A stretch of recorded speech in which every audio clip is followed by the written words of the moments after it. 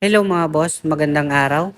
Ayan, i-update natin yung mga available pa dito at yung mga binabang presyo. Lalo pag mga cash buyer kayo, sobrang baba na talaga. Okay, kaya may mga nakuha dyan kagaya nitong L300 ni-reserve kagabi. Travis sana ang kukunin niya kaso naunahan siya ni-reserve yung dalawang Travis. Kung kailan kasi nakuha na, yun naman ang magpapaunahan. So dito habang available pa kakarating lang nito, ni-reserve agad ni sir. So thank you so much sa tiwala kahit di nyo pa nakita personal, nag-reserve kayo ng 10,000. So meron pa naman dito tayong mga binaba. Kung may mga katanungan kayo, kung mga cash buyer kayo, mabilis lang natin ibibigay, okay? Kagaya ng Montero kanina, sold na rin. Meron pa naman tayo dito na pang rush sale para sa mga cash buyer. Kung financing, pwede naman.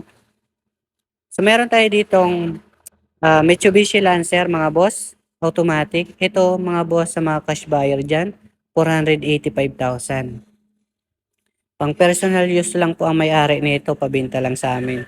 Kung tatawaran nyo, mabilis lang naman, basta pasyalan nyo ditong personal, okay?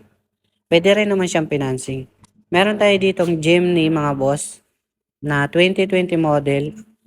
Nasaan na to mga boss? 900,000 na lang. Sa mga lumang vlog ko niyan, ang tataas pa. Itong mga boss, meron tayong Toyota Vios. Sa mga cash buyer mo nang babanggitin ko dito, ito nasa 650,000. 2025 model na siya mga boss.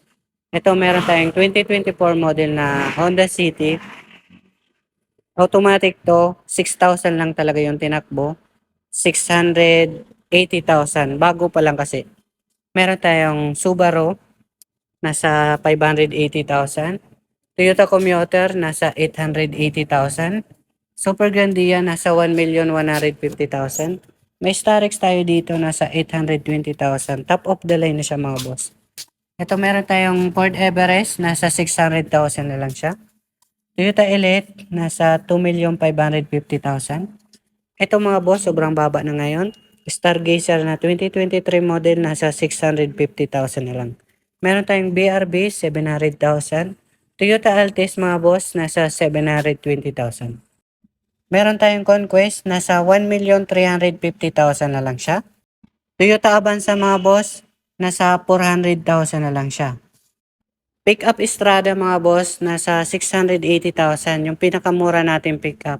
Yung sa likod Travis na yun, naka-reserve na.